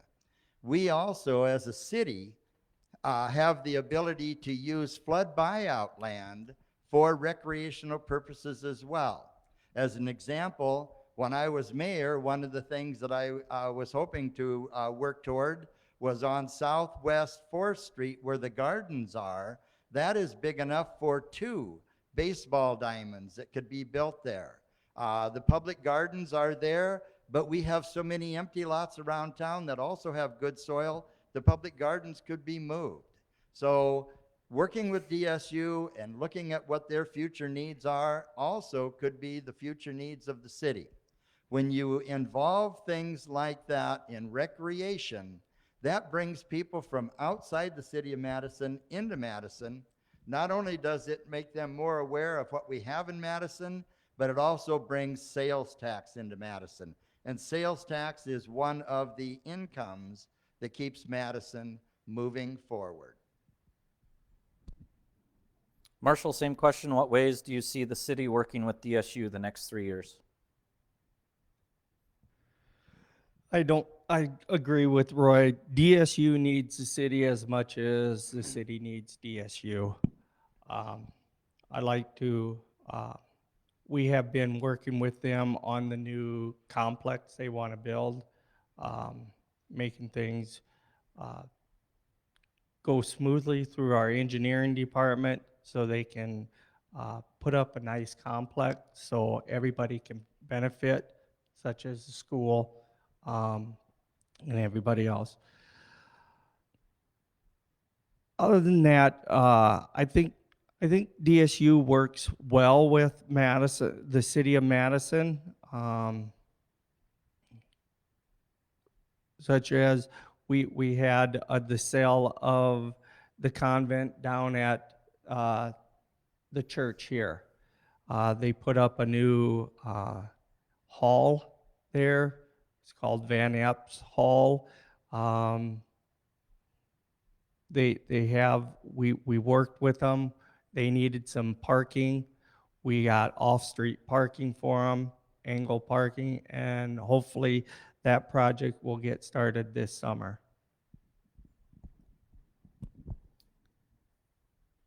And one more question that was submitted from the audience here.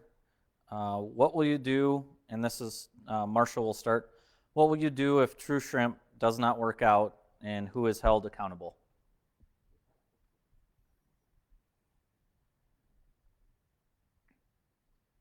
I've been asked that question quite a bit. Is True Shrimp coming? And the answer I give people is, I don't know. We stay in communication with them. Until I see the shovel go into the ground, I'm not counting on them coming or not. As a city, they haven't purchased any land from us. I know we moved the water tower. That was just before I got in. The commission decided to move the water tower down into the industrial park. And I've had a lot of people comment, we moved it down there for True Shrimp. Absolutely not. We did our studies. We get the same fire protection if it was there or if it replaces the one up on Union. The decision was made because it would save the city money. It was going to take somewhere around $300,000 to $400,000 to tear down the old water tower to put it there. I think the move to move it out there was a great move.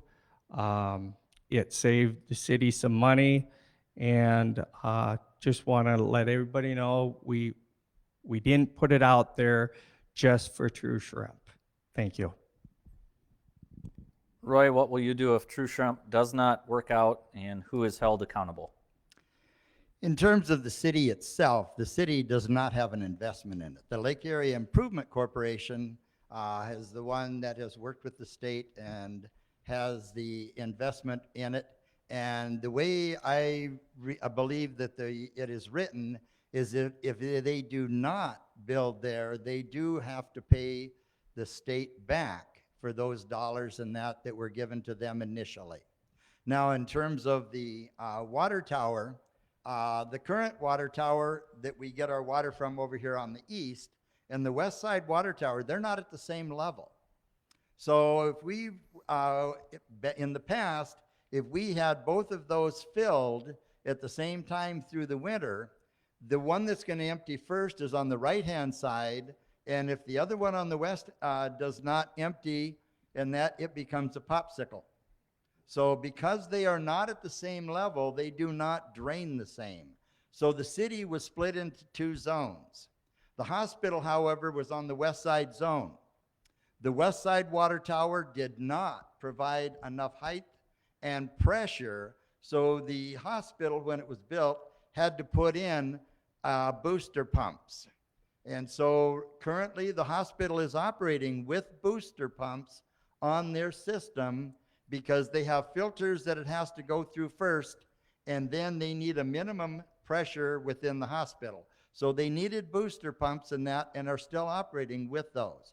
With the addition of the new water tower in its location, it will be the same height water level as the one on the east.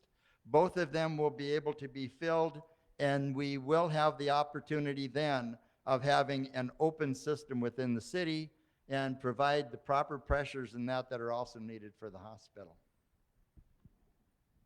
Thank you. And we'll stay with Roy to start this next question off. The city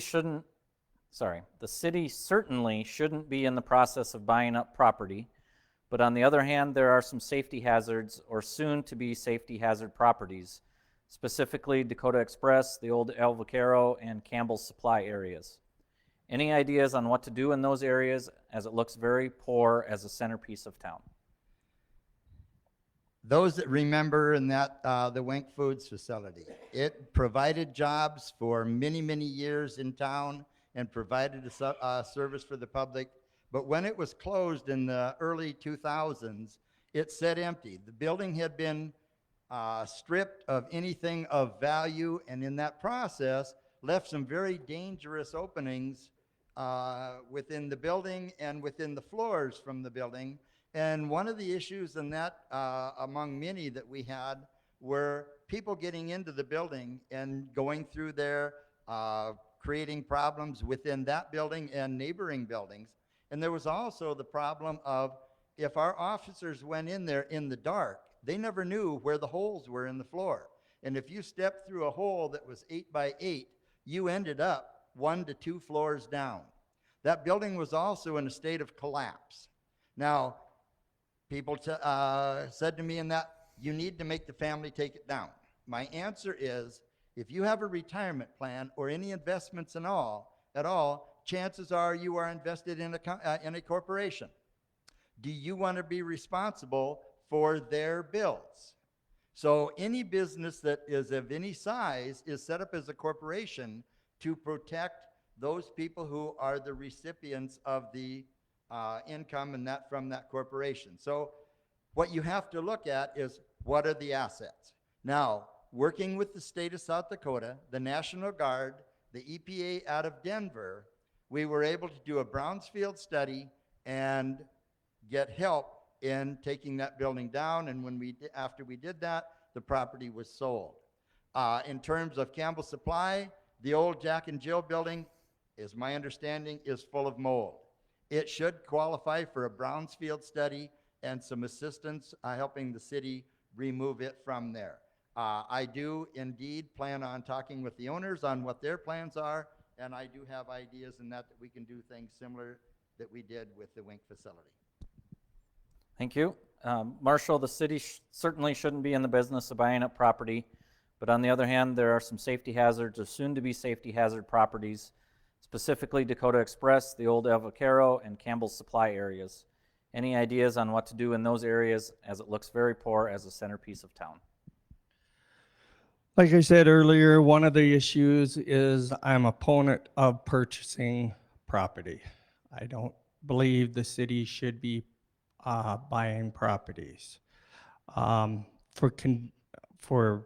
properties that are not kept up by the owners, we have just hired a code enforcement person. We're waiting for our ordinance to, we have to wait 20 days before we can go through, start working on with these people to clean up their properties. For Dakota Express, it's kind of a unusual situation there because I would say 80% of that falls within the floodway, and there's not much you can do with floodway property. I would reach out to the owners and see if they want to go through the flood buyout that we, as a city and the commissioners approved, to buy flood buyout program, which didn't cost the city anything. We have just bought 9 properties. We have 1 left to go, but that would be a solution to Dakota Express. Maybe let them go through this process, which they still have time to do. Thank you. And starting this one off with Marshall, the mayor should be the, quote, face of Madison. If you are elected, what would your plan be to be out in the public at events, in peer pushing for Madison, and keeping Madison at the forefront of everybody's minds? Again, as I said earlier, I want to be a strong voice for the public, and I have an open door policy. Anyone can come in and visit with me. If they have an issue or a problem, I will look into it.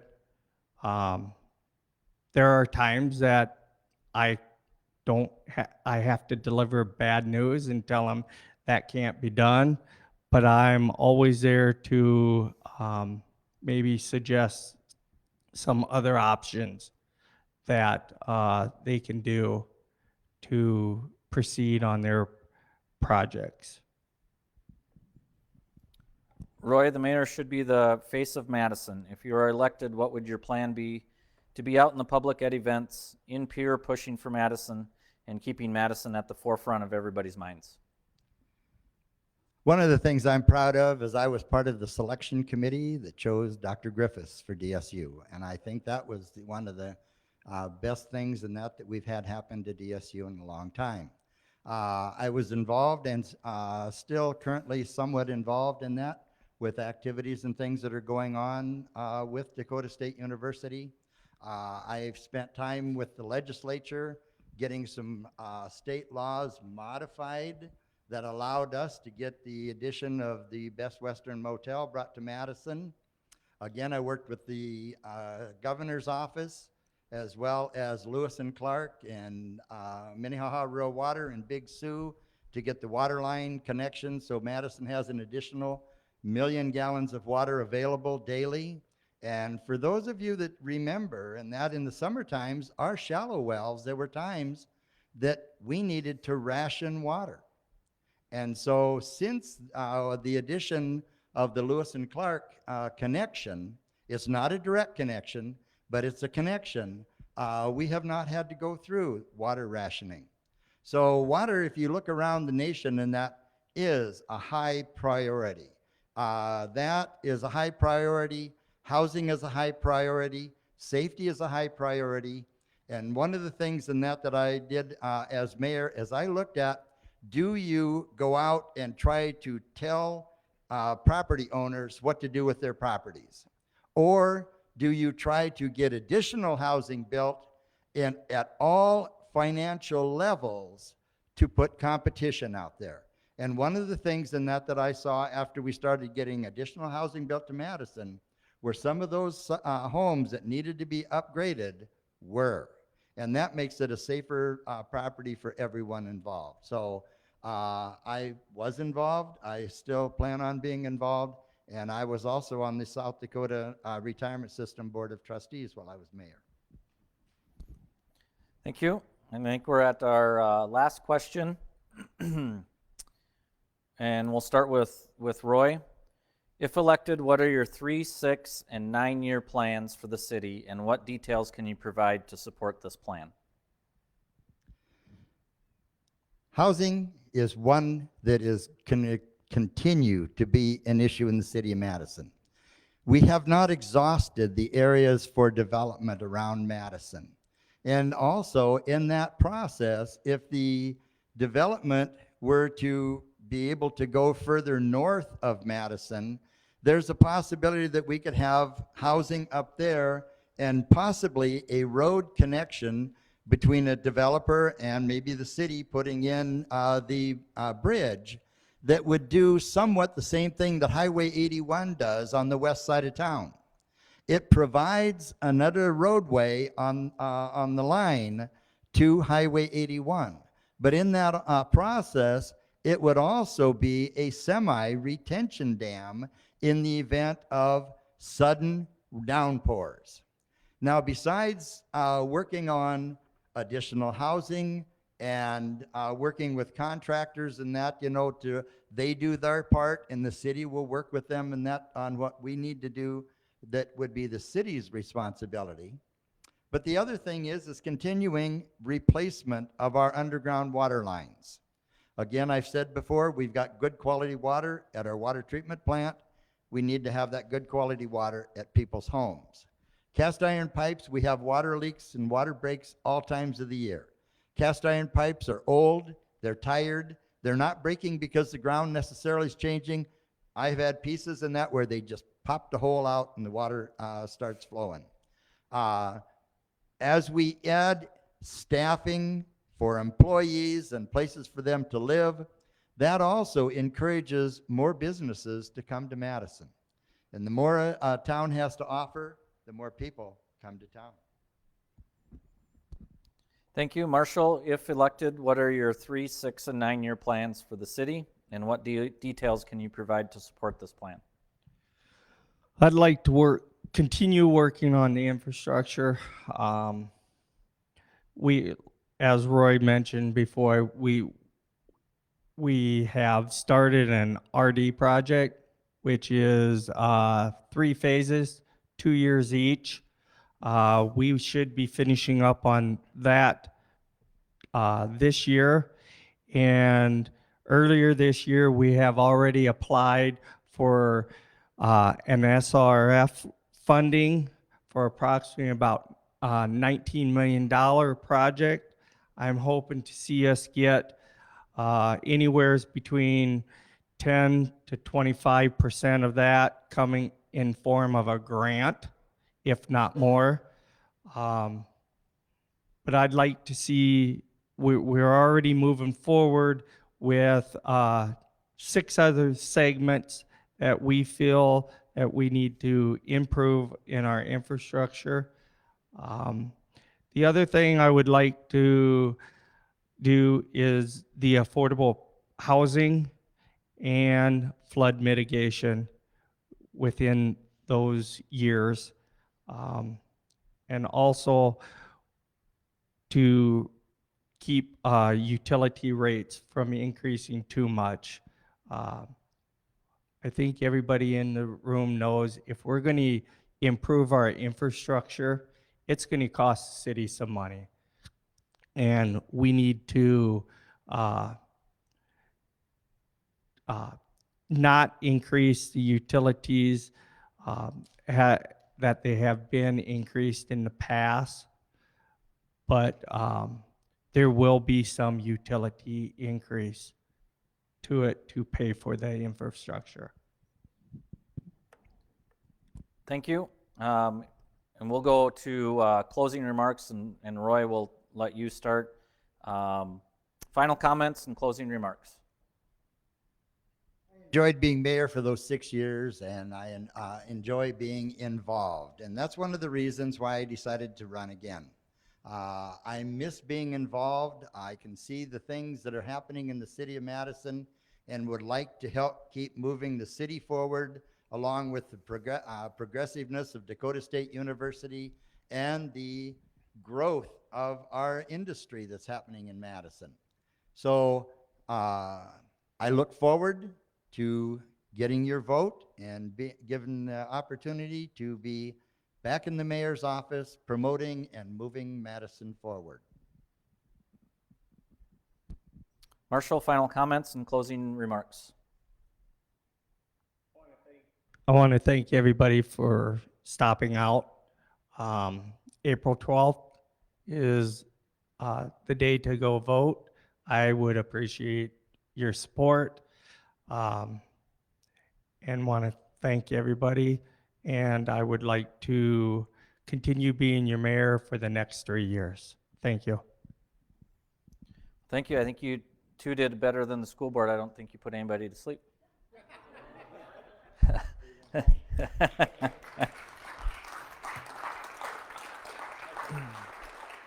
Well,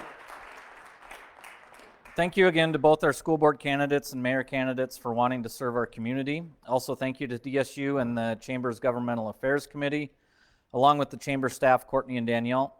Lastly, thank you to everybody who submitted questions for tonight.